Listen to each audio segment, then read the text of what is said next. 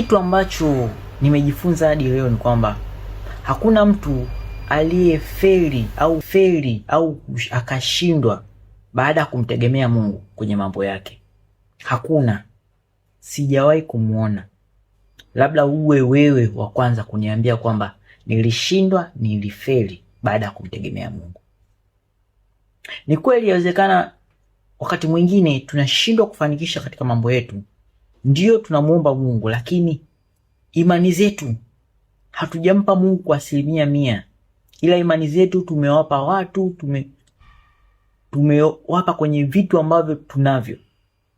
Hivyo inapelekea kushindwa kufikia yale matarajio tuliojiwekea.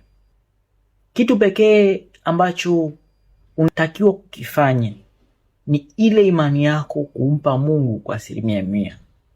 Na ukifanya hivyo, for sure, hutoshindwa, hutofeli, hutopungukiwa kwa kitu chochote kile katika hii dunia. Na utakuwa miongoni mwa watu waliofanikiwa sana kwenye hii dunia.